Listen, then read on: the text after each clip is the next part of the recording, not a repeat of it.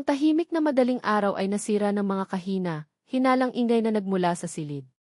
Nagising ang isang kabataang babae nang mapagtanto niya na may isang tao na naghahanap ng kanyang mga personal na bagay. Kinuha siya ni shock nang buksan niya ang kanyang mga mata, nakita niya ang kanyang biyenan na rumaging sa pamamagitan ng kanyang mga drawer nang walang kaunting kahihiyan. Nang maghanap ng isang nakatagong sobre, kasama ang kanyang matitipid, ang nakatatandang babae, nang walang anumang seremonya, na ipinahayag ng natural, gagamitin ito upang baguhin ang aking apartment. Ngunit ganap niyang pinapagaan ang pagpapasya ng kanyang manugang. Magandang hapon, mahal na tagapakinig. Ito ay isang kasiyahan na tanggapin ka muli sa puwang na ito. Ngayon ay nagdadala ako sa iyo ng isang kwento na pukawin ang iyong emosyon at gagawing sumasalamin ka. Sundin hanggang sa huli. Ang madilim na ilaw ng umaga ay halos hindi nag-iilaw sa apartment nang maingat na isinara ni Eldia ang pintuan, sinusubukan na huwag gumawa ng anumang ingay. Sinabi ng orasan 7:30 ang gabi sa ospital ay nakakapagod, 5 pasyente na may atake sa puso, 2 sa kritikal na kondisyon.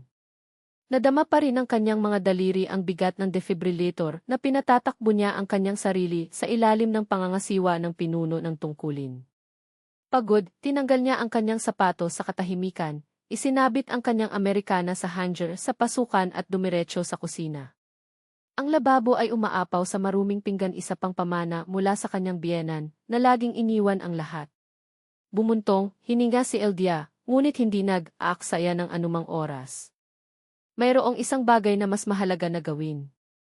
Sa silid, tulugan, maingat niyang binuksan ang tuktok na drawer ng damit at kumuha ng isang sobre na may mga sariwang tala mula sa loob ng kanyang bag. Binibilang niya ang 50 reis bills, umatras lamang mula sa 12,000. Ang isang mahusay na pagganap pagkatapos ng isa pang gabi ng masipag. Pagkatapos ay kumuha siya ng isang mas malaking sobre, na pagod na sa oras, mula sa ilalim ng isang tumpok ng mga coats ng taglamig at idinagdag ang bagong pera sa halaga na-save niya ng labis na pagsisikap. 284,000. May kaunting naiwan upang maabot ang 300. Ang isang ngiti ay nakataka sa kanyang mga labi habang naisip niya ang sandali na sa wakas ay matatanggap niya ang mga susi sa isang apartment ng kanyang sarili, nang walang panghihimasok, nang walang mga lektura, nang walang patuloy na pagkakaroon ng isang tao na iginiit na magdikta kung paano siya dapat mabuhay. Itinago niya ang sobre sa parehong lugar, pagbabalak kayo sa gitna ng kanyang mga damit, at pinayagan ang kanyang sarili na humiga ng ilang sandali. 2 oras na pagtulog bago ang isa pang araw ng trabaho ay ang lahat na makukuha niya. Ngunit ang tunog ng isang plato na kumalas sa sahig ay hinagupit siya mula sa kanyang malalim na pahinga. Tumalon siya nang makilala niya ang hindi maipaliwanag na tinig ng kanyang biyenan. Constantine, anak ko, paano ka makatayo sa pamumuhay na may hindi maayos na taong ito? Natutuwa ako na ang iyong ina ay narito upang alagaan ka. Gagawin kita ng ilang mga piniritong itlog na may mga kamatis, sa paraang gusto mo sa kanila. Tumingin si Eldia sa orasan, 9:40. Masyado siyang natulog. Ang iyong asawa ay dapat na umalis para sa trabaho, 40 minuto ang nakakaraan. Kakaiba na nasa bahay pa siya. Inilagay niya ang kanyang balabal at pumunta sa kusina. Nagkaroon ng galina remove na, sa isang bulaklak na apron, pinukaw ang mga kaldero, habang si Constantine, na nasa isang suite, ay umiinom ng kape sa mesa. Magandang umaga, nagbulong si Eldia, sinusubukan ng umiti sa kanyang asawa. Sa wakas siya ay nagising, sabi ng kanyang biyenan, nang hindi man lang siya nakatingin. Maaari kang kahit papaano magtakda ng isang orasan ng alarma. Halos umalis ang iyong asawa sa bahay na may walang laman na tiyan. Nanay, sapat na iyon, nakagambala ng pagod si Constantine. Nagtrabaho si Lida buong gabi. Gagawa ako ng sandwich sa aking sarili kung kailangan ko ito. Sandwich, wala, sagot ni Galina, nagagalit. Ang tao ay nangangailangan ng isang disenteng pagkain, hindi ang mga gambyaras na ito. Umupo si Lydia sa katahimikan. Alam kong ang pagtatalo ay walang silbi. Sa 1 taon at kalahati ng sapilitang pagkakaisa, nalaman niya na ang kanyang biyenan ay palaging may huling salita. Palagi. Tinitigan lang niya ang asawa niya. Constantine, magiging huli ka na. Ayaw ni Lavrov. Sa impyerno kasama si Lavrov, ang biyenan ay sumingit na naghahain ng maayos na mga itlog. Dito ka pupunta, anak ko. Kainin mo ito habang mainit. Naalala ni Eldia kung paano nagsimula ang lahat. Isang gabi 18 buwan na ang nakalilipas, tumunog ang telepono ng 3:00 ng umaga. Ito ay si Galina, na umiiyak sa kawalan ng pag-asa. Ang kanyang asawa, ang ama ni Constantine, ay iniwan siya pagkatapos ng 35 taong pag-aasawa. Nawasak siya. Hindi mag-isa sa apartment na puno ng mga alaala. Nanay, bakit hindi ka dumating at manatili sa amin sandali? Nag-alok si Constantine nang hindi kumonsulta sa kanyang asawa. Hanggang sa bumalik ka sa iyong mga paa. Si Eldia ay walang lakas ng loob na tumanggi. Pagkatapos ng lahat, paano mo maitatanggi ang kanlungan sa isang babae sa ganitong sitwasyon? Para sa isang habang tunog makatwiran. 1 linggo marahil sa 1 buwan. Ngunit ang oras ay nakaunat at hindi lamang nanatili si Galina, ngunit kinuha ang puwang. Sa una, sinakop lamang niya ang silid ng panauhin. Pagkatapos, dahang dinala niya ang kanyang mga bagay sa sala, kaya hindi ko na kailangang pabalik-balik. Pagkatapos ay sinimulan niya ang muling pagsasaayos ng mga kasangkapan. Ito ay mas praktikal sa ganoong paraan. Pagkatapos ay binago niya ang mga kortina. Ang mga ito ay hindi tumutugma sa pader. At bago nila ito nalaman, ang bahay na sina Lydia at Constantine ay nagtayo ng magkasama ay naging isang extension ng bahay ni Galina. Pupunta ako, inihayag ni Constantine, tinapos ang kanyang kape. Lida, anong oras ka aalis ngayon? Makita ka ng 6, sagot niya, sa wakas ay humigop ng saan na ibinuhos niya. Mahusay ang biyenan ay namagitan. Nagbibigay ito sa akin ng oras upang makagawa ng ilang pelmeni para sa iyo. Mahal mo ang aking pelmeni mula noong ikaw ay bata pa, hindi ba, Constantine? Hinalikan niya ang kanyang ina sa pisngi, binigyan ng mabilis si Eldia sa ulo at nagmamadali. Nag-iisa lang sila. Hindi ko maintindihan kung bakit pinipilit mo ang bilis ng trabaho na ito, sinimula ni Galina, na naghugas ng panang pritong. Ang isang disenteng asawa ay uwi sa bahay kapag umuwi ang kanyang asawa, hindi gumagana ng mga mabaliw na paglilipat. Anong uri ka ng may bahay? Si Eldia ay nanatiling tahimik sa pag-iisip na nagbibilang ng 10. Ang litanya na iyon ay paulit-ulit halos araw-araw na may maliit na pagkakaiba-iba. Ako ay isang doktor, sagot niya, natitirang kalmado. Ang schedule ko ay ganito. Para bang hindi ako makakakuha ng isang normal na trabaho, bulalas ng biyenan na naghugas ng tubig na may sabon. Maaari akong magtrabaho sa isang klinika, mula 9 hanggang 6, tulad ng mga may edad na. At magkakaroon pa rin ako ng matatag na sweldo. Bumuntong hininga si Lydia. Walang ideya si Galina at hindi rin niya nais na malaman na 2 beses siyang nakakuha ng emergency room tulad ng gagawin niya sa tanggapan ng doktor. At tiyak na ang mga shift ng gabing ito na nagpapahintulot sa kanila na makatipid ng pera upang matupad ang kanilang pangarap, isang lugar ng kanilang sarili. Natapos ang aking mga dalubhasa sa 3 taon na ang nakalilipas. Kailangan ko ng karanasan sa emergency na gamot, paliwanag niya sa 1,000 oras. Sa ospital, nakakakuha ako ng kasanayan. Magsanay kasanayan tularan ang biyenan na inis. Ano ang tungkol sa mga bata? 3 taon na silang ikinasal at wala. Lahat ng iniisip niya ay ang kanyang karera. Tumayo si Eldia mula sa mesa, na nakakagambala sa pagsasalita na alam na niya sa puso. Maghahanda na ako para sa trabaho. Tumingin sa paraan ng pagtingin mo, Eldiotska. Mukhang sasabog ito sa anumang sandali na obserbahan si Marina, pinuno ng sektor ng therapy, habang kumakain sila ng tanghalian sa kantin ng ospital. Kung sasabihin ko sa iyo kung ano ang nangyari kaninang umaga, mauunawaan mo kung bakit gusto ko ito. Si Eldia ay humigop ng malamig, mapait na tsaa. Isa pa sa perlas ng aking biyenan. Isang awkward na ngiti ang nakatakas. Ngayon itinapon ko ang aking mga paboritong ceramic figurine. Ang mga ibinigay sa akin ni Constantine para sa aking unang anibersaryo ng kasal. At alam mo kung ano ang sinabi niya? Kinokolekta lamang nito ang alikabok at tumatagal ng puwang. Kailangan mong linisin ang bahay ng basurang iyon. Umiling-iling si Marina sa kawalan ng paniniwala. At kahapon, Binago niya ang lahat ng aming mga larawan ng mag-asawa mula sa lugar at isinabit siya sa kanyang dating asawa at pamilya. Ito ay cozier sa ganoong paraan, ayon sa kanya. Tiningnan siya ni Marina, seryoso.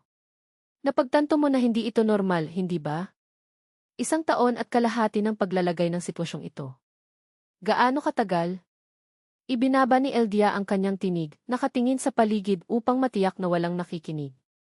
Tandaan na napag-usapan ko ang tungkol sa aking pagtitipid. Mayroon na akong 284,000. Hindi nagtagal bago ako maglagay ng pagbabayad sa isang maliit na apartment, sa isang bagong konstruksyon. Alam ba ni Constantine? Tanong ni Marina. Umiling-iling si Eldia. Natatakot ako.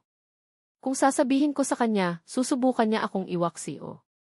Paano niya siya inilabas para sa sorbetes ng 3:00 ng umaga dahil nawala lang siya sa isang pasyente at hindi mapigilan ang pag-iyak? Ang paraan ng paghawak niya sa iyong kamay sa talahanayan ng agahan, bulong, magtayo tayo. Uwing isang bagay na mahusay na magkasama, na ilawan. Lamang ang dalawa sa mundo. At siya ay naniniwala. Diyos, kung paano siya naniniwala. Ngayon, nakaupo sa parehong parisukat na kung saan dati silang naglalakad noong linggo, inalog ni Eldia ang kanyang mga kamay hanggang sa masaktan ang kanyang mga knuckles. Nasaan ang lalaking iyon? Ano ang nangyari sa Constantine na nanumpa upang maprotektahan ang kanyang kapayapaan higit sa lahat? Ang kanilang pag-ibig ba ay marupok na ang lahat ng kinuha nito ay isang pagkontrol sa ina upang mabagsak ito tulad ng isang bahay ng mga card? Ang telepono ay nag-vibrate sa kanyang bulsa. Hinila niya ito ng pag-iling ng mga kamay, karera ng kanyang puso. Hindi siya sa kanya. Ito ay ang bangko na kinukumpirma ang paglipat. 257,000 rubles. Ang iyong kinabukasan ngayon ay hindi mababago. Isang hinaharap na, lalo na, tila hindi isama ang Constantine. Magaling ka ba? Tumingala si Eldia. Isang matandang babae na nakabalot sa isang kulay, abo na shawl, pinanood siya na may pag-aalala mula sa susunod na bench. Paumanhin, bulong ni Eldia, maingat na pinupunasan ang isang luha na iginiit na dumadaloy. Lamang isang magaspang na araw. Tumango ang babae na parang naintindihan niya ang higit sa sinabi ng mga salita. Minsan, ang aking anak na babae na nagmamahal sa isang tao ay nangangahulugang pakawalan. Kahit na masakit. Napalunok si Eldia. Hindi ito payo na gusto niya. Gusto niya ito. Nais kong tumayo roon si Constantine, walang kamay at buong puso, at sabihin, pinili kita. Laging ikaw. Ngunit ang orasan sa cellphone ay nagsabi ng 5:43 ng hapon, at ang katahimikan sa telepono ay bingi. Tumayo siya, nagsisipilyo ng mga mumo ng tinapay na natigil sa kanyang maong. Oras upang bumalik sa apartment ni Marina. Oras upang simulan ang pag-iimpake ng iyong mga bagay, hindi ang mga nakakalat sa paligid ng bahay ng iyong biyenan, ngunit ang talagang mahalaga, ang mga dokumento, ang pagtitipid, ilang mga larawan na hindi pa inayos ni Galilea Efremov na para sa basurahan. Nang lumingon siya sa sulok, nakakita siya ng isang tindahan ng bulaklak. Nang walang pag-iisip, pumasok siya. Ang amoy ng lavender at rosas ay nakapaloob sa kanya, naghihirap at matamis. Ang kanyang mga daliri ay nanginginig habang pinili niya ang isang mirasol, malaki, matigas ang ulo, nakaharap sa araw kahit na ang lahat sa paligid nito ay madilim. Para sa iyo, Dehti, naisip niya na sinabi ni Constantine, tulad ng ginawa niya sa mga unang buwan ng kanilang relasyon. Sapagkat ikaw lamang ang may katuturan. Ito ba ay para sa isang regalo? Tinanong ang dadalo, nakangiti. Tiningnan ni Lydia ang bulaklak sa kanyang mga kamay. Hindi, sagot niya, ang kanyang tinig ay namumula. Ito ay upang ipaalala sa akin na mayroon pa rin ako. Nagbayad siya nang hindi naghihintay ng pagbabago. Nang umalis ako, kulay, abo ang langit, na puno ng isang bagyo na nagbanta na masira sa anumang sandali. Tulad ng iyong buhay. Tumunog ang telepono nang siya ay nasa subway na, pinisil sa pagitan ng mga kakaibang katawan na amoy ng pagmamadali at pagkabigo. Sa oras na ito, siya ito. Ang pangalan ay sumabog sa screen, Constantine, asawa. Para sa isang segundo, ipinikit ni Eldia ang kanyang mga mata, huminga ng malalim. Tapos sumagot siya. Kumusta? Katahimikan. Pagkatapos, isang sirang tinig, halos hindi nakikilala. Ako. Kinausap ko siya. Hinawakan ni Eldia ang title ng telepono. At? Sinabi niya na pinalalaki mo. Na ang lahat ng iyong imbensyon. Na dapat kong ibalik sa iyo ngayon bago ka gumawa ng isang baliw. Ang tren ay gumagapang sa mga track, nalulunod ang tunog ng kanyang sariling puso na nasira. Kung gayon, paulit-ulit na Eldia, ang bawat pantig ay isang suntok. Ano sa palagay mo, Constantine? Isa pang pag-pause. Napakatagal na halos mag-hang up siya. Sa palagay ko, ang kanyang tinig ay sumakay. Sa tingin ko tama ka. Hinawakan siya ni Eldia. Ngunit hindi ko lang siya maitatapon sa kalye, dito. Siya ang aking ina. At ako. Bulong ni Lydia. Ano ako? Ang katahimikan na sumunod ay ang sagot. Nang magsalita muli si Constantine, maingat ang kanyang mga salita, na parang nakabalot sa koton upang unan ang epekto. Kailangan ko ng mas maraming oras. Basta kaunti lang. Tumawa si Lydia. Isang tuyo, walang tuwa na tunog. Oras para sa kung ano, Kok. Para sa kanya upang kumbinsihin ka na ako ang kontrabida sa kwentong ito.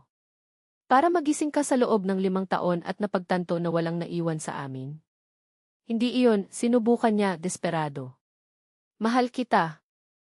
Ang pag-ibig ay hindi sapat, pinuto ni Eldia, ang kanyang boses firm ngayon, tulad ng bakal. Hindi pagdating sa mga kondisyon. Hindi kapag nangangahulugang kailangan kong isulat ang aking sarili sa si. Buksan ang buhay na pinlano niya para sa iyo. Ang tren ay break ng matindi na itinapon ang mga pasahero laban sa bawat isa. Si Eldia ay humawak sa post, nasusunog ang kanyang mga mata. Hindi ako maghihintay, Constantine. Wala na. Mangyaring. Naghang siya. At, sa unahang pagkakataon sa mga taon, hindi siya lumingon. Hindi, ina. Ang tinig ni Constantine ay hindi na nanginginig. Ito ay matatag, na parang ang bawat salita ay isang kuko na hinihimok sa dingding na sa wakas ay nagpasya siyang magtayo. Ikaw ang pumili nito. Ang bawat nakatagong partido, bawat hitsura ng pag-aalipusta kapag naghahain ang Eldia, sa tuwing di muling inayos ang bahay na parang sa iyo. Ikaw ang nagnanakaw nito. Hindi lamang pera, taon. Ang aming mga taon. Si Galinya Efremovna ay nag-recoiled na parang nasampal siya. Ang kanyang mga daliri, palaging maliksi sa pag-undo ng mga sims o pagtatago ng 5,000 mga bayarin, ngayon ay nanginginig sa hawakan ng kanyang pitaka. May sakit ka, anak. Ang babaeng ito ay nabigla ka.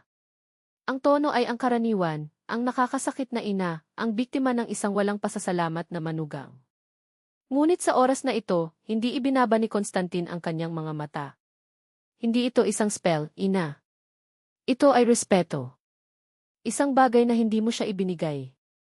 Tumahimik siya, na parang tinitimbang ang bawat pantig. At kung hindi mo igalang ang aking asawa, hindi mo ako igagalang. Napanood ni Eldia mula sa mga anino ng koridor, nakasandal sa dingding, tumawid ang kanyang mga braso. Hindi ako namamagitan. Hindi ito kailangan.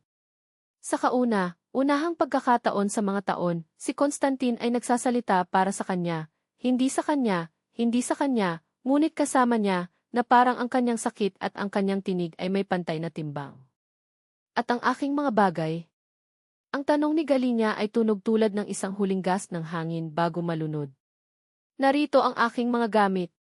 Magpadala ng isang tao upang makuha ang mga ito. Si Constantine ay hindi nagbigay ng 1 pulgada. O kukunin ko ito sa aking sarili bukas. Ngunit hindi ka pumasok. Katahimikan. Isang katahimikan na siksik na maaari mong marinig ang pag-tik ng orasan ng dingding, ang binili ni Eldia sa unang taon ng pag-aasawa, bago na pagpasyahan ni Galinya na hindi ito tumugma sa dekorasyon at itinago ito sa aparador. Ikinalulungkot mo ito. Ang banta ng ina ay isang nakamamanghang bulong. Isang araw, kapag iniwan ka niya, kapag nag-iisa ka, maaalala mo kung sino ang laging nasa tabi mo. Hindi tumugon si Constantine. Sinara lang ang pinto. Ang pag-click ng lock ay sumigaw tulad ng isang pangwakas na punto. Naghintay si Eldia. Nagbibilang siya sa 10.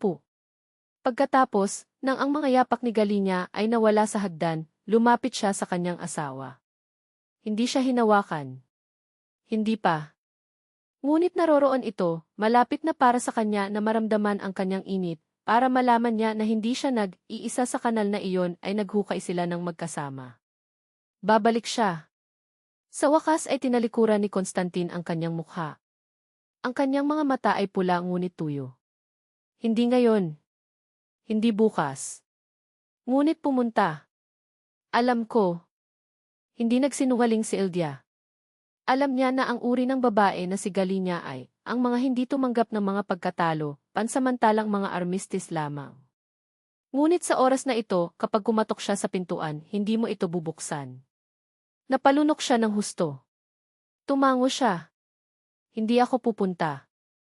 At ito ay sa sandaling iyon, hindi nang natuklasan niya ang mga sobre, hindi kapag itinapon niya ang kanyang ina, ngunit doon, sa maruming katahimikan ng isang umaga pagkatapos ng labanan, alam ni Eldia, mayroon silang isang pagkakataon. Hindi isang garantiya. Hindi isang masayang pagtatapos na nakabalot sa papel ng regalo.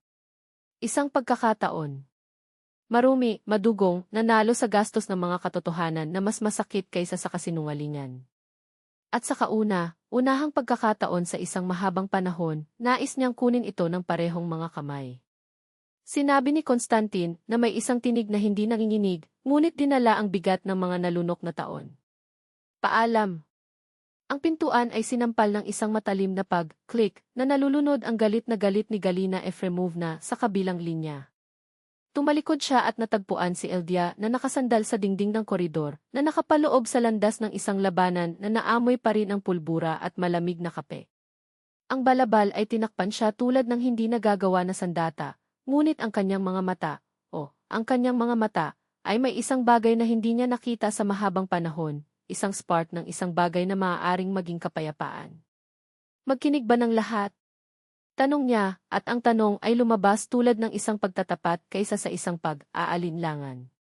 Tumango siya. Isang solong. Ang paggalaw, mabagal, na parang natatakot na ang anumang biglaang kilos ay maaaring masira ang marupok na balanse ng sandaling iyon. Pagkatapos ay gumawa siya ng isang hakbang pasulong. Pagkatapos ay isa pa. Hanggang sa kanyang mga daliri, nanginginig ngunit matatag, sarado sa kwelyo ng kanyang shirt. Salamat! Hinila siya ni Constantine sa kanya, at ang yakap ay higit pa sa isang kilos, ito ay isang tahimik na pakete, na tinataka ng tunog ng kanilang mga tibok ng puso na nag-synchronize. Hindi salamat sa iyo, nais kong sabihin. Para sa hindi pagsuko. Para makita ako. Ngunit ang mga salita ay nawala sa bukol sa aking lalamunan dahil ang ilang mga bagay ay masyadong malaki upang magkasya sa mga pangungusap. Sa kabilang panig ng pintuan, ang mga protesta ni Galina Efremovna ay nag-echo, nag-iingat, tulad ng huling hininga ng isang multo na tumangging umalis. Ngunit sa kaunti, ang katahimikan ay nilamon sila. At doon, sa gitna ng makitid na koridor, sa pagitan ng mga dingding na nakasaksi ng higit pang mga away kaysa sa pagtawa, may bago na ipinanganak, marupok tulad ng isang usbong pagkatapos ng taglamig. Ngunit sapat na matigas ang ulo upang igiit ang paglaki. Alam ni Eldia na hindi ito magiging madali. Na ang mga scars ay maglaan ng oras upang pagalingin na si Galina Efremovna ay hindi sumuko ng walang away. May mga taon ng pagmamanipula ng maaga, mga tawag sa telepono ng 3:00 ng umaga, luha ng buwaya, mga paratang na akusasyon. Ngunit ng gabing iyon, habang ang mga daliri ni Constantine ay nakipag-ugnay sa kanya, nakakita siya ng isang bagay sa kanyang mga mata na hindi pa niya nakita dati, isang pagpapasya na hindi nag-iisa. Ito ay sa kanila. At ginawa nito ang lahat ng pagkakaiba. Dadalhin ko ang pera sa bangko bukas, bulong niya, higit pa sa kanyang sarili kaysa sa kanya. Ang sobre kasama ang mga panukalang batas, ang ilan ay nakuhang muli, ang iba ay save sa pamamagitan ng pagbagsak, tinimbang sa kanyang bag tulad ng isang pangako. Ang unang pagbabayad para sa kung ano ang magiging sa kanila, isang bahay na walang mga anino ni Galina Efremovna, nang walang hitsura ng jubilant, nang walang paghihirap ng isang tulong na laging amoy ng kontrol. Ang breakfast ng susunod na umaga ay nagdala nito ng isang hindi kilalang numero ng cellphone. Sumagot si Eldia, kasama ang tasa na nasa kanyang kamay, ang singaw mula sa kape na naghahalo sa malamig na hangin ng kusina. Kamusta, Lidochka? Ang tinig ni Bella Stanislavovna ay tumulo ng sirop, masyadong matamis upang maging taos, puso. Ito ay Belle, isang kaibigan ng iyong biyenan. Pinahigpit ni Eldia ang kanyang mga daliri sa paligid ng telepono. Siyempre ito ay. Nakikinig ako. Detok ka, ang mga bagay ay masama. Ibinaba ng babae ang kanyang boses sa isang bulong na teatrikal. Nawasak ang galok ka. Umiiyak siya mula kahapon, ang kanyang presyon ng dugo ay nag-skyrock, kailangan kong tawagan ang ambulansya. At ano ang gusto mong gawin ko? Sabi ni Eldia, tuyo. Ano ang ibig mong sabihin, ano ang gagawin? Si Belle Stanislavovna ay mukhang tunay na iskandalo. Kumbinsihin si Kostya na huwag iwanan ang kanyang ina. Ito ay isang kasalanan, babae. Ang isang ina ay hindi itinapon ang kanyang sarili sa kalye. Walang nagtapon kay Galina Efremovna papunta sa kalye. Ang kalmado ni Eldia ay isang matalim na talim. Mayroon siyang sariling apartment. Ngunit ang bubong ay tumutulo. Ang hiyawan ay sobrang dramatiko na halos tumawa si Eldia. Ang mga bubong ay naayos.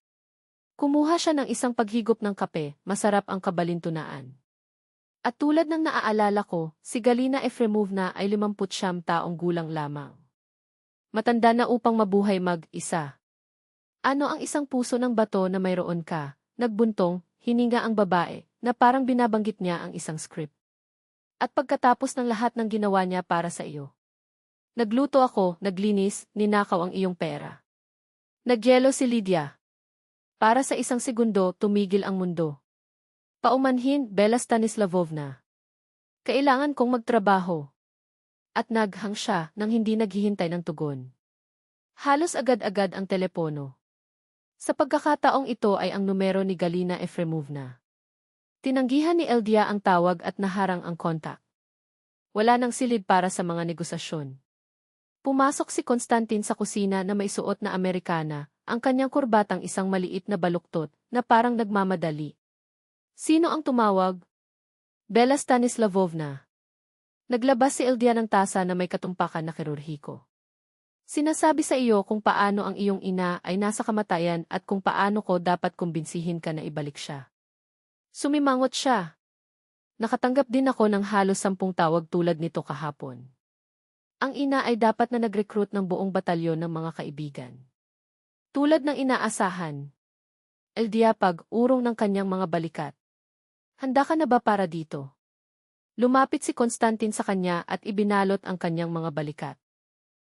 Si China nakapatong sa kanyang ulo. Higit pa sa handa. Ang kanyang tinig ay mababa, ngunit matatag. Kahapon, nang isara ko ang pintuang iyon, naramdaman kong isang timbang ang naangat sa aking mga balikat. Isang bigat na hindi ko alam na dala ko. Ngumiti si Lydia.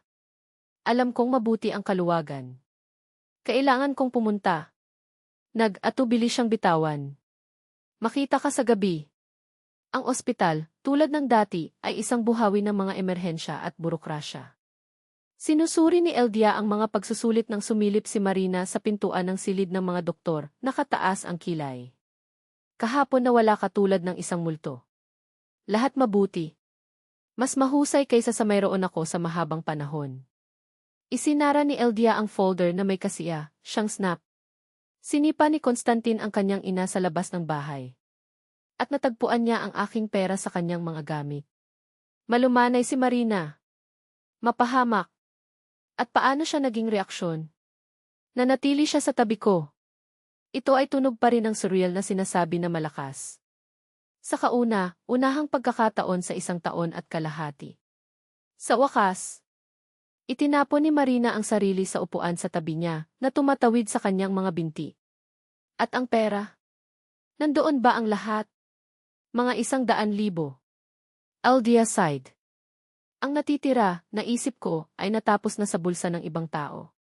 Ngunit sa ibinalik niya, mayroon akong higit sa 350,000. Sapat na para sa pagpasok. Hindi ka nagbibiro. Tumingin si Marina sa kanya, humanga. At Konstantin, alam ba niya ang tungkol sa planong ito? Hindi pa. Naglaro si Eldia kasama ang panulat sa pagitan ng kanyang mga daliri. Pero sasabihin ko sa iyo ngayon. Sa palagay ko ay gugustuhin din niya iyon.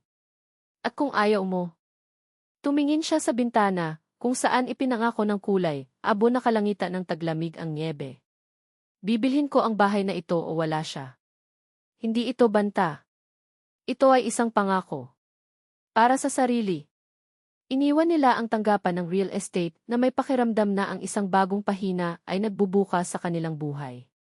Hindi ako makapaniwala na ginawa namin ito, naisip ni Eldia, na nakakapit sa folder na may mga kopya ng mga kontrata sa kanyang dibdib. Magkakaroon kami ng aming tahanan ko.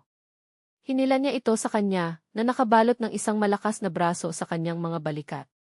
Kung hindi ito para sa iyong katigasan ng ulo at disiplina, kami ay nakatira pa rin kasama ang iyong ina sa inuupahan na apartment. Naglakad sila kasama ang bangketa, gumuhit ng mga plano na parang ang hinaharap ay isang blanko na canvas na naghihintay para sa kanilang mga brush. Anong mga kasangkapan ang bibilhin nila? Paano nila palamutihan ang silid ng sanggol na darating sa isang araw? Anong kulay ang pipiliin nila para sa mga dingding? Tila posible ang lahat. Hanggang sa nag-vibrate ang telepono ni Constantine, sinira ang mahika ng sandali. Tumingin siya sa screen at sumimangot. Siya na naman. Ang iyong ina, si Eldia ay nagbulong, na obserbahan ang anino na tumawid sa kanyang mukha. Sasagutin mo ba? Kailangan kong, bumuntong hininga siya, dumulas ang kanyang daliri sa buong screen. Kamusta, nanay? Hindi narinig ni Eldia kung ano ang sinabi sa kabilang dulo ng linya. Ngunit ang ekspresyon ni Constantine ay sapat na sagot. Masikip ang mga kalamnan sa kanyang panga. Hindi ina, hindi namin binago ang aming isipan, matatag ang kanyang tinig, pinutol. Nag-check lang kami sa aming apartment. Isang pause. Hindi ka mabubuhay sa amin. Kahit na firmer. Ang bahay na ito ay akin at Eldia's. Atin lang. Isa pang pause. Nakita ni Eldia ang kanyang mga daliri na clench sa isang kamao. Paumanhin, ngunit ang desisyon na ito ay atin. At hindi ko lokohin ang aking asawa para sa kanyang ginhawa. Nakinig siya ng ilang higit pang mga segundo, pagod ang kanyang mukha, bago mag-hang up. Nang ilayon niya ang telepono, sinalubong ng kanyang mga mata si Eldia, na puno ng pagkapagod. Nalaman niya mula kay Bella na naghahanap kami ng isang apartment, ipinaliwanag niya, na pinapatakbo ang kanyang kamay sa kanyang mukha. Pinaplano ko na kung aling silid ang magiging kanya. Umiling-iling si Eldia. Malalaman natin ito. Ang mahalagang bagay ay, sa oras na ito, nakita mo ang sitwasyon para sa kung ano ito. Huminga siya, na parang pinakawalan ang isang bigat na dala niya ng maraming taon. May alam ka? Sa palagay ko dapat nating ipagdiwang ang pagbili na ito. Isang mahiyain na ngiti ang lumitaw sa kanyang labi. Paano ang tungkol sa restoran na Italyano kung saan ako iminungkahi sa iyo? Nag-init ang puso ni Eldia. Gusto ko. Ngayon ay isang magandang araw. Nararapat na ipagdiwang. 3 buwan ang lumipas tulad ng isang hininga. Sa panahong ito, hindi sumuko si Galina Efremovna. Tumawag siya kasama ang mga reklamo sa kalusugan, nagpadala ng mga kaibigan para sa isorpresa na pagbisita, minsan kahit nasimulete ang isang pagkahulog upang ang Constantine ay darating sa kanya. Home mo ito. Ngunit, sa bawat pagtatangka, ang kanyang mga manipulasyon ay naging mas malinaw at ang reaksyon ng kanyang anak, mas hindi nababaluktot. Tumulong si Constantine sa pag-aayos ng bubong, binisita siya ng regular, kahit na dinala ang kanyang mga pamilihan, ngunit tumanggi siyang manatili doon ng magdamag. Unti-unti napagtanto ni Galina Efremovna na ang mga taktika na kailangan upang baguhin.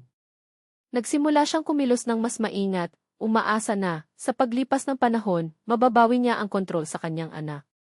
Sa araw na natanggap nila ang mga susi sa apartment, sina Eldia at Constantine ay tumagal ng oras sa trabaho. Nagpunta sila sa nag-develop sa umaga, nilagdaan ang mga huling papel at, sa wakas, natanggap ang hanay ng mga susi mula sa manager, nang umiti. Binabati kita sa iyong bagong tahanan. Ngayon ito ay opisyal na sa iyo.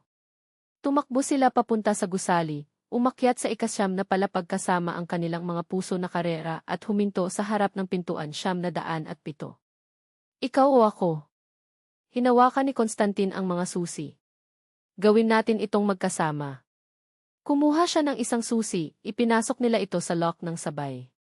Binuksan ang pinto at narito, home. Ang amoy ng sariwang pintura at plaster ay napuno ng hangin. Ang mga walang laman na silid, naligo sa ilaw na pumasok sa mga malalaking bintana, ay tila walang hanggan, puno ng pangako. Hindi ako naniniwala, bulong ni Eldia, na scan ang bawat sulok gamit ang kanyang mga mata. Ito ang lahat. Niyakap siya ni Constantine mula sa likuran. Ang lugar kung saan tayo magiging masaya. Niyakap nila ang bawat isa sa tabi ng bintana, hinahangaan ang view, nang mag-vibrate muli ang telepono ni Constantine. Inalis niya ito sa kanyang bulsa, tumingin sa screen at nagbuntong hininga. Ang iyong ina. Muli. Naramdaman ni Eldia ang kanyang katawan na panahunan. Ano ang gusto niya ngayon? Hindi ko alam, nag-atubili siya, tinitingnan ang aparato. Maaari ba itong maging isang bagay na mahalaga? Sagot, lumayo siya ng bahagya. Huwag lamang sabihin na nakuha na natin ang mga susi. Tumango si Constantine at sumagot. Kamusta, nanay? Lahat mabuti. Ang kanyang mukha ay nagbabago, unang nagulat, pagkatapos ay kahina, hinala. Maghintay, ulitin. Sumimangot siya. Ano ang gusto mo? Isang pause. Nanay, salamat, ngunit maaari naming hawakan ito sa aming sarili. Ang kanyang tinig ay walang iniwan na silid para sa talakayan. At hindi namin nais ang iyong tulong sa pagkukumpuni o paglipa. Itinaas ni Eldia ang kanyang kilay, nakakaintriga. Alam kong nais mong tulungan, patuloy niya. Ngunit kailangan nating gawin ito sa ating sarili. Ang bahay na ito ang aming proyekto. Isa pang pause. Siyempre anyayahan ka namin sa pambungad na partido kapag handa na ang lahat. Ipapangako ko. Naghang siya at tumingin kay Eldia. Hindi ka maniniwala. Nag-alok siyang tumulong sa pagkukumpuni. Sinabi niya na nais niyang gumawa ng op para dito at suportahan kami. At naniniwala ka dyan? Tumawid si Eldia sa kanyang mga braso, nag-aalinlangan. Siyempre hindi, tumawa siya ng walang katatawanan. Naghahanap lang siya ng isang pagbubukas upang makabalik sa ating buhay. Ang kanyang ngiti ay naging determinado. Ngunit hindi iyon mangyayari. Hindi na ulit. Sumandal si Eldia sa kanya, naramdaman ang init ng kanyang katawan. May alam ka? Ipinagmamalaki kita. Ipinagmamalaki din ako, bulong niya, hinalikan ang kanyang buhok. Paumanhin lang ako na tumagal ng maraming oras at sobrang sakit upang makarating dito. Tumahimik siya. Pero hindi na ako babalik. Inters.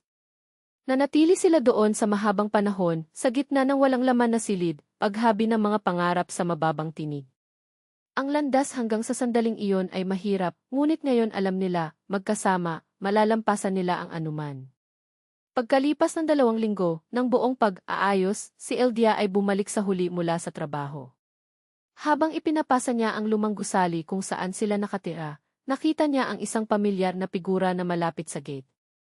Tumayo roon si Galina Efremovna, may hawak na isang maliit na pakete, tumba mula sa isang paa hanggang sa isa pa.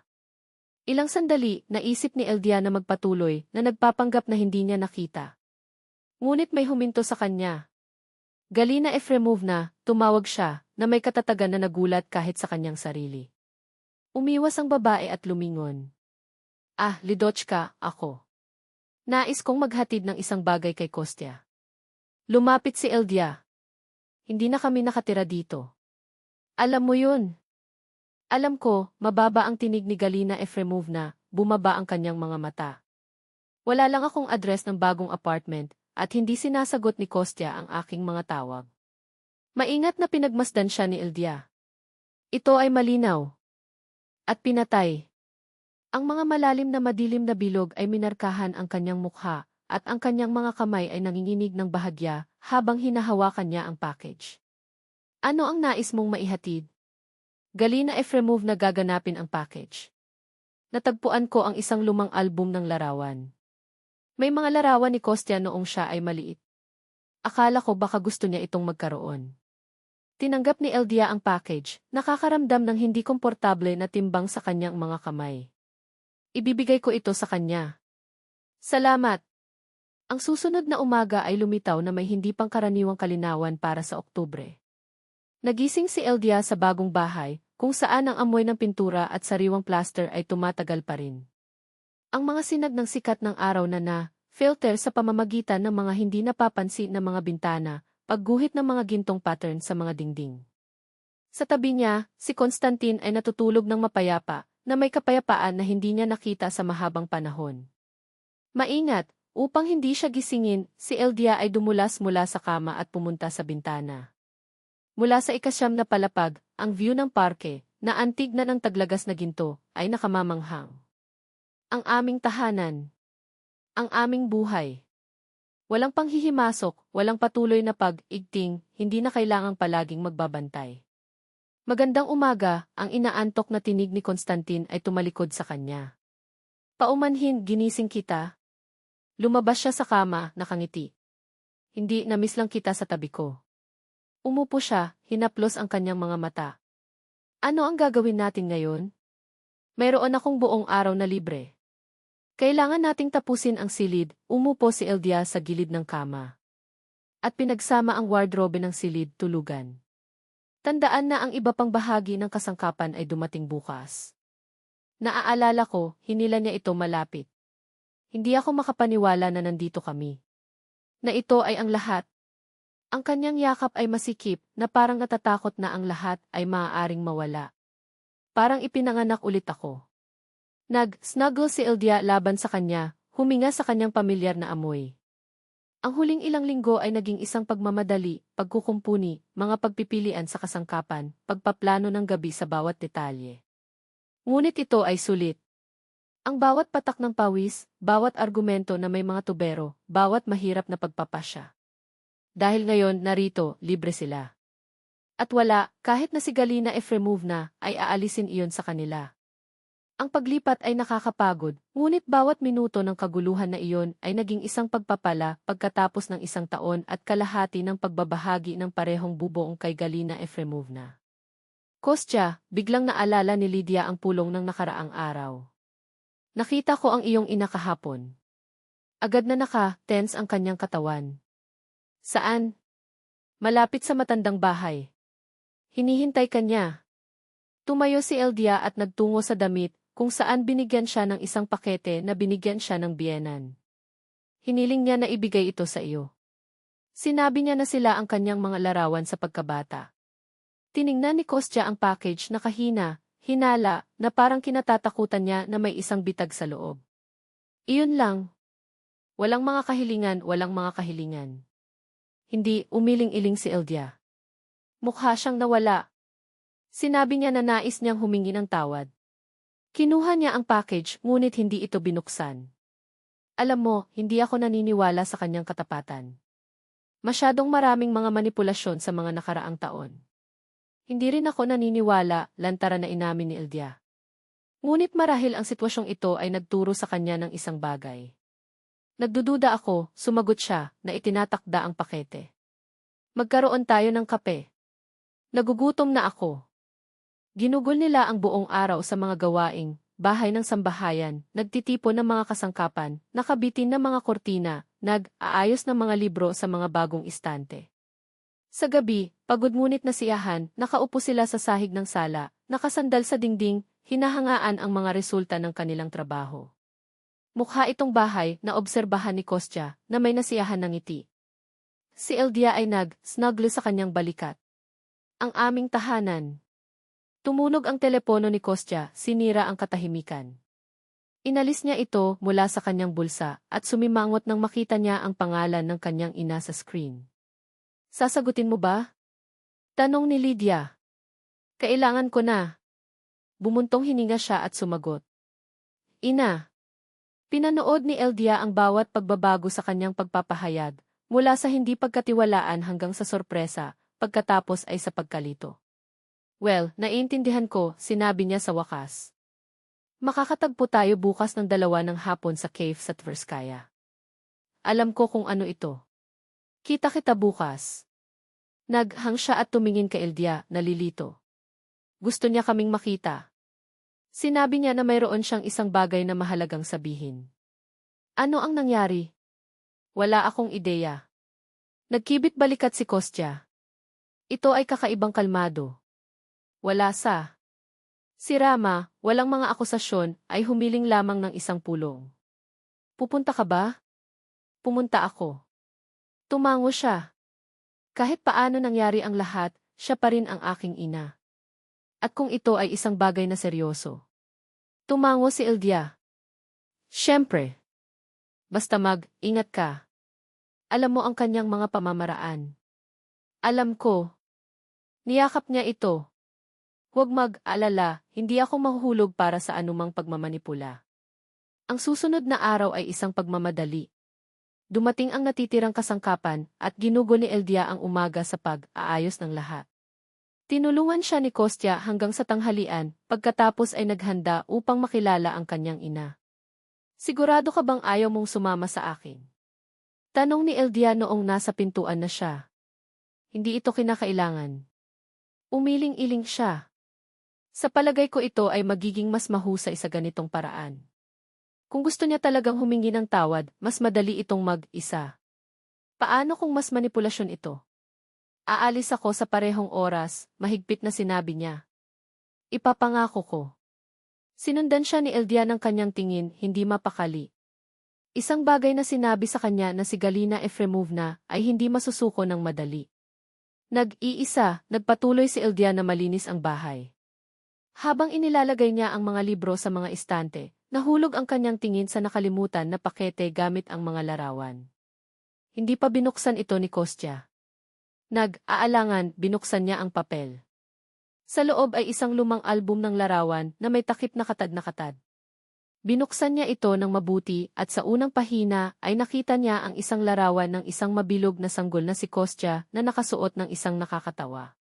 Dahon sa pamamagitan ng mga pahina, ngumiti si Eldia nang makita niya ang mga imahe ng pagkabata ng kanyang asawa, ang kanyang mga unang hakbang, ang mga kandila ay pinasabog, siya ay nakaupo sa balikat ng isang bata, nakangiting tao. Malinaw na ang kanyang ama. Bigla, isang sobre ang nahulog sa album.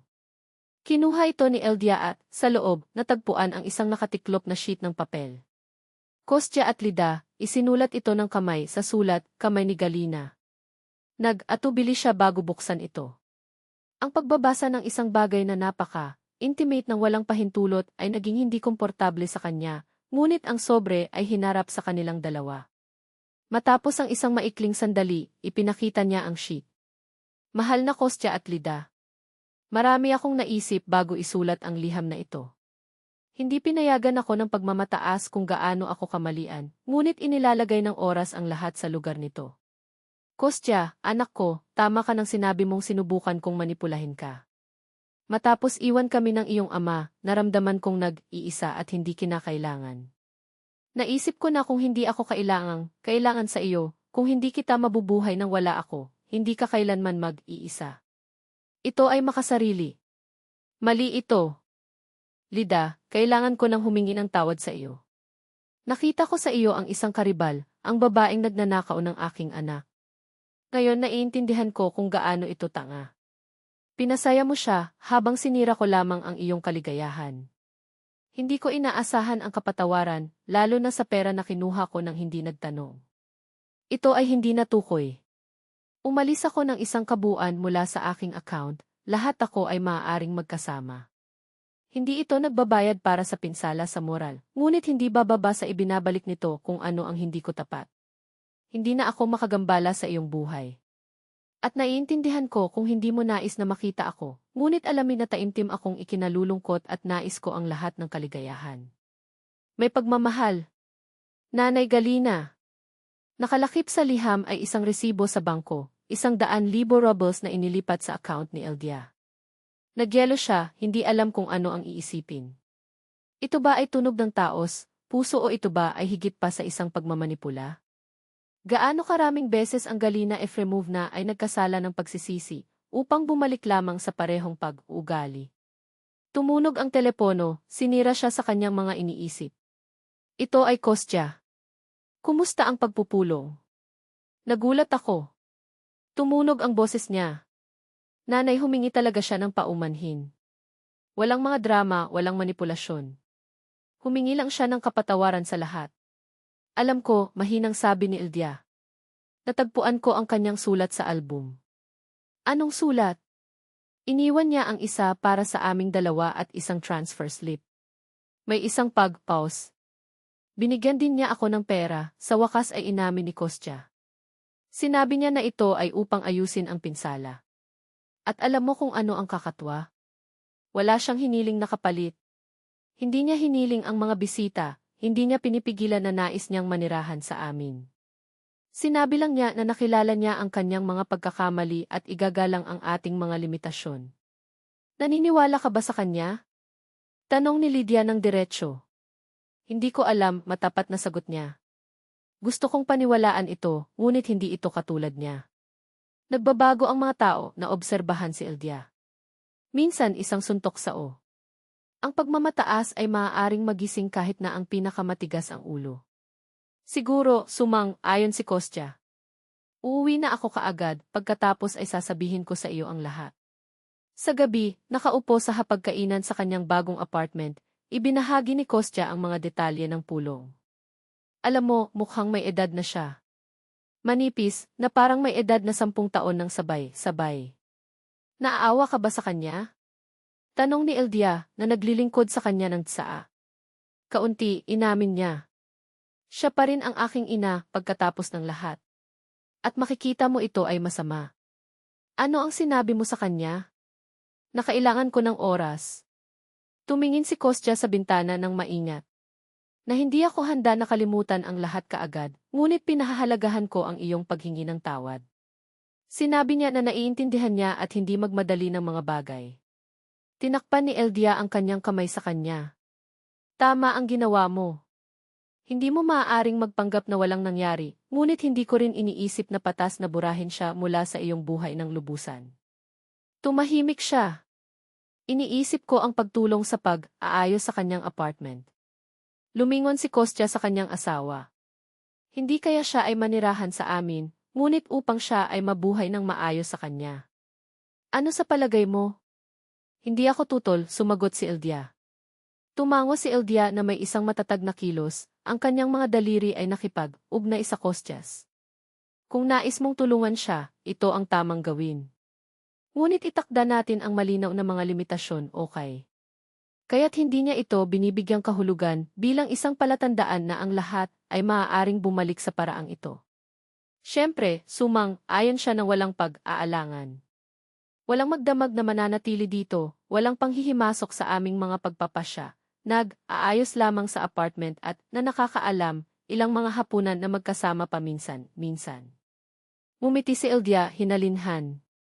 Sa palagay ko ito ay isang patas na pakikitungo. Lumipas ang isang buwan. Ang mga dingding ng bahay ni Galina Efremovna ay binigyan ng bagong buhay. Ang likikisami ay naayos, ang mga lumang bintana ay pinalitan ng mga modernong modelo, at ang dating pagbabalat ng banyo na ngayon ay nag-spark ng mga bagong tile. Pinangasiwaan ni Kostya ang bawat detalye, habang si Ildia, sa kanyang sariling sorpresa, ay naobserbahan ang kanyang biyenan na may iba't ibang mga mata. Wala nang mga order, walang malupit na pagpuna, o ang hitsura ng kahusayan na ginamit upang gawin siyang mga ngipin. Si Galina Efremovna ay tumingin na iba. Huminahon ka. Mas maraming tao. Ito ay sa isang linggo, sa panahon ng tanghalian sa isang tahimik na cave, na iginiit ni Kostya, Nanay Ildia. Sa palagay ko oras na para sa inyong dalawa na subukang makipag-usap para sa tunay. Ibinaba ni Galina Efremovna ang kanyang tinidor, ang kanyang mga daliri ay nanginginig sa tablecloth. Lyudok ka, nagsimula siya, ang kanyang tinig ay nasira ng isang bihirang damdamin, nais kong humingi ng tawad muli. Ang aking pag-ugali ay walang saysay. Tumingala si Ildia, nagulat. Salamat, Galina Efremovna. Pinahahalagahan ko ang iyong mga salita. Ngunit ang biyenan ay hindi tumigil doon. Pinatakbo niya ang kanyang mga daliri sa kahabaan ng rim ng tasa, na parang naghahanap ng katapangan. Kapag Georgie, ang iyong ama, iniwan kami, naisip kong tapos na ang aking buhay. Kumapit ako sa iyo, Kostya, tulad ng isang tagapangalaga ng buhay, hindi na pagtanto na nalulunod din ako sa iyo. Nanay, sinubukan niyang makagambala, ngunit itinaas niya ang kanyang kamay. Hindi, hayaan mo akong tapusin. Kailangan kong sabihin ito. Lumingon siya kay Eldia, basa ang kanyang mga mata. Kapag sinipa mo ako sa labas ng bahay, kinamumuhian kita.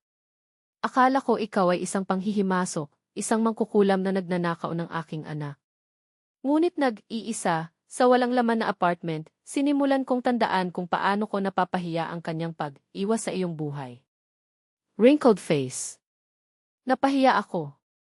Pinanood ni Eldia ang babaeng iyon, ang parehong isa na naging sanhi sa kanya ng maraming gabi ng pag-iyak, napakaraming naglalaman ng galit, at, sa unahang pagkakataon, hindi siya nakaramdam ng puot.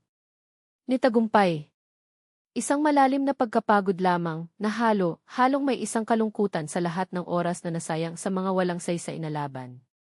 Galina Efremovna, sa wakas sinabi niya, ang kanyang tinig ay kalmado, hindi ako nagdadala ng sama ng loob. Sincerely. Natutuwa akong nakita mo ang iyong mga pagkakamali. At kahit na hindi ko mabubura ang nakaraan, handa akong subukan na bumuo ng isang bagay na malusog para sa iyo, para sa amin, para sa Kostya. Tumango ang biyenan, luha na dumadaloy ng hindi mapigilan. Si Kostya, na nakaupo sa pagitan nila, nakipagkamay sa kanilang dalawa. Ipinagmamalaki ko kayong dalawa. 3 buwan.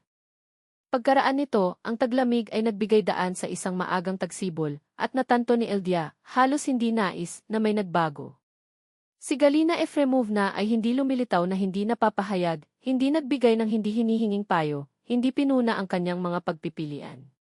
Nagkita sila minsan sa isang linggo, alinman sina Eldia at Kostya sa bahay ng kanilang biyenan, o inanyayahan nila siyang tanghalian sa kanilang apartment palaging may kondisyon ng tasit na babalik siya sa gabi. Sa isa sa mga pagpupulong na ito, nang umalis na si Galina Efremovna, huminto siya sa pintuan at lumingon kay Lydia. Alam mo, nais kong sabihin sa iyo ang isang bagay, ipinagtapat niya, nag-aalangan. Natutuwa akong nagpakita ka ng katatagan noon. Kung hindi ito para doon, lahat tayo ay ma-stuck sa bangungot na iyon. Tumingin si Eldia sa kanya, nagulat. Sa palagay mo ba talaga? Kinumpirma ang biyenan na may pagod na ngiti. Minsan kailangan mong ipakita ang iyong mga ngipin upang igalang. Ginawa mo ito. At iginagalang kita para doon. Pagkatapos ay idinagdag niya, tahimik, pinasaya mo ang aking anak. Iyon ang mahalaga. Nang sarado ang pinto, si Eldia ay nanatiling hindi gumagalaw sa bintana, pinapanood ang marupok na figura ng biyenan na lumakad palayo sa bangketa. Lumapit si Kostya sa kanya mula sa likuran, binabalot siya. Ano ang iniisip mo? Kung gaano kakaiba ang buhay, nagbulong siya, lumingon sa kanya. Sino ang mag-iisip na lalabas ito sa impyerno? Hinalikan niya ang kanyang templo. Minsan ang lahat ay kailangang magkahiwalay upang ang isang bagong bagay ay maaaring ipanganak. Noon ay binago ni Kostya ang kanyang tono, biglaang at seryoso ang kanyang ekspresyon. Nais kong kausapin ka tungkol sa isang bagay. Itinaas ni Eldia ang kilay niya. Tungkol sa ano? Tandaan kung kailan namin pinag-uusapan ang pagkakaroon ng isang sanggol, pagkatapos nating magkaroon ng aming sariling puwang. Isang mabagal na ngiti ang lumitaw sa labi niya. Naalala ko. Sinusubukan mo bang sabihin iyon? Handa na ako, Anya, simple na ganyan. Handa na ang aming bahay, ang aming relasyon sa aking ina ay matatag, ang aking trabaho ay hindi kailanman naging mas mahusay. Sa tingin ko oras na. Niyakap siya ni Eldia. Handa na rin ako. At alam mo, nagbiro siya, sa palagay ko ang iyong ina ay maaaring maging isang mabuting lola hanggat hindi siya lumalagpas, syempre. Tumawa si Kostya. Kinausap ko siya noong isang araw. Sinabi mismo niya na hindi siya makikilahok sa paglikha, ngunit matutuwa siyang tumulong kung tatanungin natin. Ito ay pag-unlad na, inamin ni Eldia, ang kanyang mga mata ay nagniningning. Sa tingin ko magiging maayos kami. Lumipas ang 1 taon. Sa apartment ni Eldia at Kostya, isang silid ang nabago sa isang panaginip na kanlungan, mga ilaw na pader na may isang enchanted forest mural, isang puting kuna sa sulok, mga istante na puno ng mga pinalamanan na hayop at mga libro ng mga bata. Si Eldia ay tumba sa upuan ng wicker na may maliit na Sofia, ang kanyang anak na babae na 1 linggo lamang, natutulog sa kanyang mga bisig. Dahang nagbukas ang pinto, at pumasok si Galina Efremovna na nagdadala ng isang tasa ng steaming tea. Akala ko baka gusto mo ito, bulong niya, inilagay ito sa gilid ng mesa. Dapat ay pagod na siya. Salamat, sinabi ni Eldia, lumipat. Nakatulog lang si Sonia. Maingat na nakaupo ang biyenan sa gilid ng sofa, naayos ang kanyang mga mata sa kanyang apo. Siya ay perpekto. Napakaliit at kaya kumpleto. Nais mo bang hawakan ito, inaalok ni Eldia. Tiningnan siya ni Galina Efremovna. Pwede ba? Siyempre. Dahang, ipinasa ni Eldia ang kumot sa nanginginig na braso ng kanyang lola. Siya ay may parehong mga tampok tulad ng Kostya noong siya ay isang sanggol, nabanggit ni Galina, nasasabi. Ang parehong kilay, ang parehong maliit na ilong. Sinabi niya ang parehong bagay, tumawa si Eldia. Alam mo, nais kong pasalamatan ka. Tumingin ang biyenan, nagulat. Bakit? Para sa pagpapanatili ng iyong salita. Para sa paggalang sa aming mga limitasyon. Para sa pagdating kapag humihingi kami ng tulong at hindi pagpapakita kapag kailangan natin ng puwang. Umiling-iling si Galina Efremovna. Hindi na kailangang pasalamatan ako sa wakas na gawin ang lagi kong dapat gawin. Ako ang dapat magpasalamat sa iyo sa pagbibigay sa akin ng pangalawang pagkakataon. Binato niya si Sofia na may magalang na pag-aalaga, humuhumaling sa isang mababang, halos hindi mahahalata na lulabi. Pinanood siya ni Eldia, na sumasalamin sa mahabang landas na kanilang nilakbay, mula sa bukas na digmaan hanggang sa marupok, ngunit tunay na kapayapaan. Lumitaw si Kostya sa pintuan, ang kanyang mukha ay nailawan sa paningin. Kumusta ang aking mga paboritong kababaihan? Okay, sumagot si Eldia, tinanggap ang baso ng tubig na inalok niya sa kanya. Lahat perpekto. Nang maglaon, nang umalis na si Galina Efremovna at si Sofia ay natutulog ng maayos sa kanyang kuna, ang mag-asawa ay nanatili sa sala na nasisiyahan ang bihirang katahimikan. Naaalala mo ba kung paano nagsimula ang lahat? Biglang tanong ni Eldia. Sa araw na iyon nang nahanap ko ang iyong ina na dumadaan sa aming mga bagay sa aming silid. Tumango si Kostya. Para bang kahapon? Nakakatawang isipin na 2 taon na lamang ang nakalilipas parang isa pang buhay. Minsan naiisip ko na, kung hindi ito para sa trigger na iyon, kung hindi ako gumawa ng aksyon, maiiwasan pa rin tayo sa siklo na iyon, sumasalamin siya. Marahil, sumang-ayon siya. O mas masahol, ang aming kasal ay hindi makakaligtas. Manatili ako sa kanya, mag-move on ka na at hindi na kami makarating dito. Nahiya si Lydia. Mas gusto kong hindi isipin. Napangiti siya at inalog ang kamay. Ngunit dumating kami. At tingnan kung nasaan tayo. Ngunit ang buhay, tulad ng lagi, ay nag-weave ng sariling mga landas. Binalot ni Constant ang kanyang asawa sa kanyang mga braso. Ang kanyang dibdib ay nag-vibrate ng isang mababa, alam na pagtawa. At alam mo ba kung ano ang kabalintunaan? Ang lahat ay natapos ng eksakto tulad ng nararapat. Nakuha namin ang lagi naming nais, ang bahay na ito, ang pamilyang ito. Ang kanyang ina, ang renovated apartment na pinangarap niya, at ang apo na mahal niya, ngunit sino, sa unahang pagkakataon, ay hindi subukang magnakaumula sa amin. Natutunan nating lahat na igalang ang mga limitasyon ng bawat isa, idinagdag ni Eldia, na may isang tono ng tagumpay sa kanyang tinig. Sino ang nakakaalam, di ba? Nanatili sila ng ganyan, niyakap ang bawat isa, nalubog sa maginhawang katahimikan ng bahay na kanilang nasakop. Sa labas, ang pag-ulan ng tagsibol ay nagsimulang mahulog, marahan ng drumming laban sa mga bintana, na parang ang panahon mismo ay nagpalakpakan ng kapayapaan na sa wakas ay naayos na. Sa silid, tulugan, si Little Sofia ay huminga ng malalim sa kanyang pagtulog, walang kasalanan at protektado. At sa dibdib ni Eldia, isang malalim na pasasalamat na tumusok, para sa pagkakaroon, sa mapagpasyang sandali na iyon, ay may lakas ng loob na ipaglaban kung ano ang kanya. Dahil may mga oras na kailangan mong ipakita ang iyong mga claws upang igalang. At kung minsan, ito mismo ang kilos na ito, ang pagsabog ng lakas na ito, na lumiliko ang pahina ng kasaysayan at muling isinulat ang lahat para sa mas mahusay.